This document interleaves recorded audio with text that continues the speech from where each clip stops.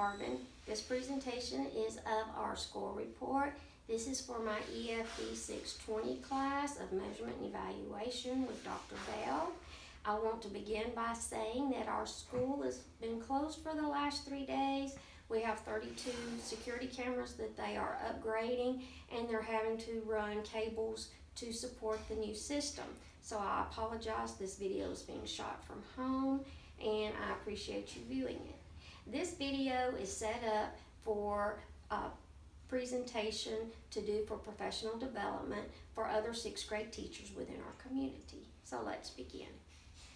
Hi, thank you for coming and welcome to Weaver Elementary. I appreciate Ms. Chandler and our Welborn teachers and Ms. Ray and our Sachs teachers for being here today.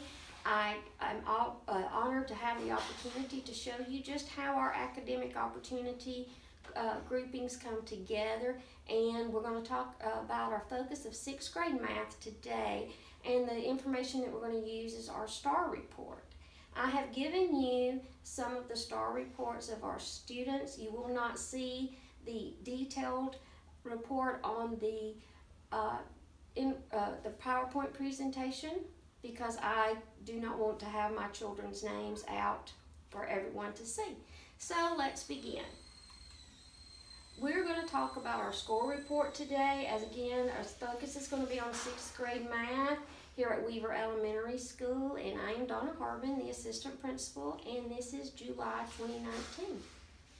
I also want to stop and say our motto at Sachs and Weaver and Welborn, we've all kind of got the combined goal of learning for all, and that's going to be our focus for today. At Weaver Elementary, we have what we call a dream team, and our dream team meets every 9 weeks, and we analyze our current data. We compare our STAR reports to our Scantrons from the beginning, middle of last year, and this year we will take our STAR reports and compare it to our beginning of the year Scantron. I want to say that we use our STAR reports. I know the county stopped using it 2 years ago, but we intended to use our Title I funds to purchase and continue STAR, and I think it's very beneficial, especially when identifying students who need intervention.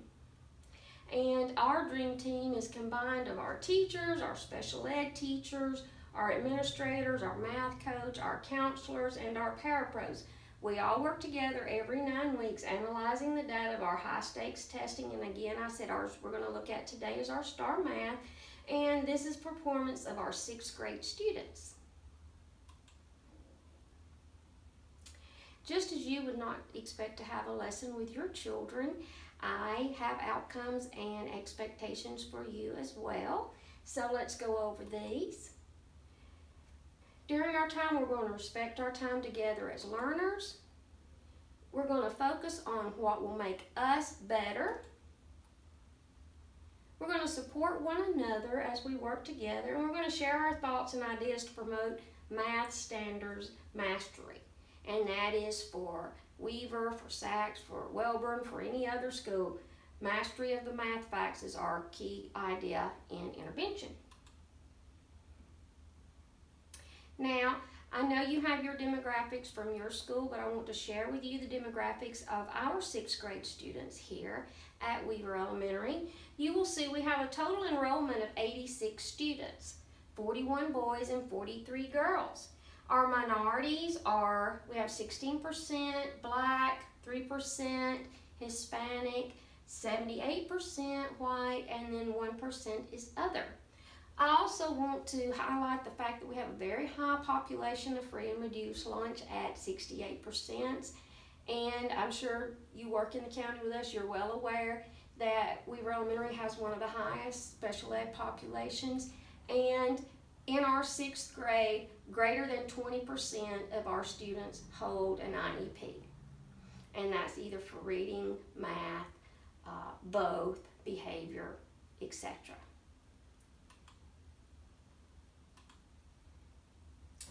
I want to look at our current data that I pulled from iNow because, and I know your administrators gave you your iNow data for your students, but I want to share with you ours because these are some things that we also look at when we're grouping our students and looking at their scores from the STAR report.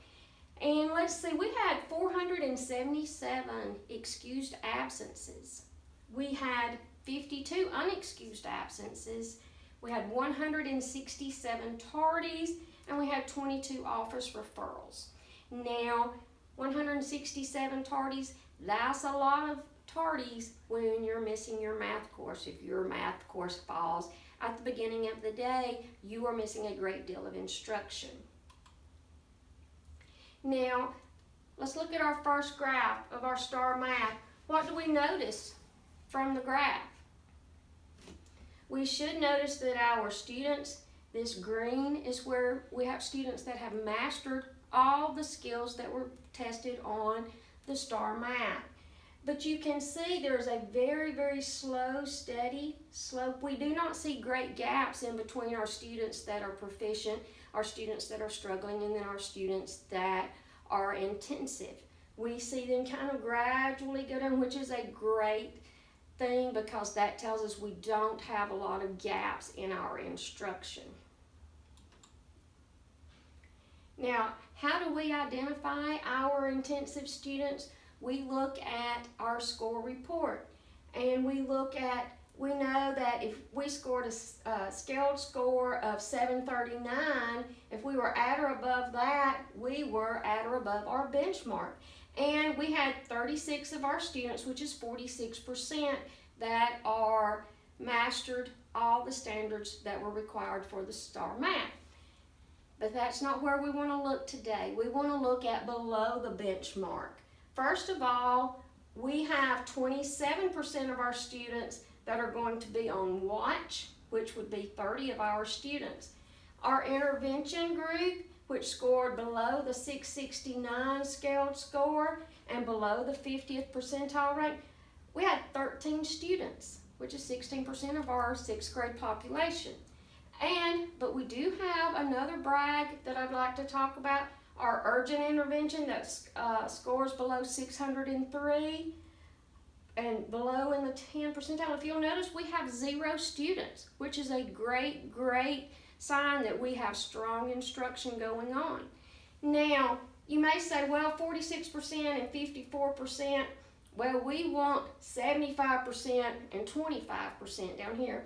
We're not happy with just 46% of our students being mastery level. We want to see these. So today our focus, and what you will focus on with your students when we break into groups, is we're going to look at these 13 students that fell below the 25 percentile rank.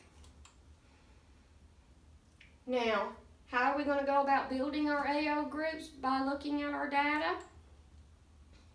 First of all, you're going to take your data from your school with your individual student reports. I chose not to put our individual student reports up here simply because of confidentiality. Now, you are going to, when we break into groups in just a few moments, and I've asked my teachers have joined us today, they're going to spread out and work in groups with you to help you go through this. I have provided at your table chart paper, markers, highlighters, index cards, whatever you need to help you be successful. And this is where we're going to begin. You're going to take your score report for your class, and you're going to list the students that are identified as the intensive that were based on your math data. You will list those first on your chart paper. Now again, if you have some that are extremely intensive, that's your first focus. Now, after we have finished this, we're going to list our students scoring below the 50 percentile, and we're going to put those under each standard that they did not have at least 50%. We're going to look at those students per standard. Now, the information that I gave you earlier about the high number of attendance and tardies and office referrals, what I want you to do once we get these students into our groups, we're going to go back and we're going to highlight these students that have attendance and behavior concerns and see if attendance or behavior could impact the scoring of your students.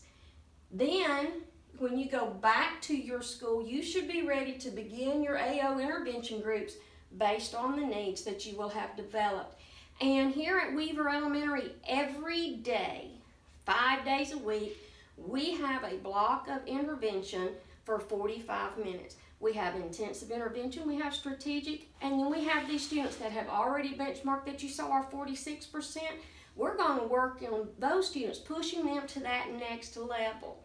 So intervention goes on for all of our students, not just our intensive and struggling. Now, as we're about to break into our groups, but I always leave a quote with my teachers, and I'd like to do that with you today. And conferencing is a huge part of our academic opportunity, and we'll get into that later. First, we're going to get our groups done.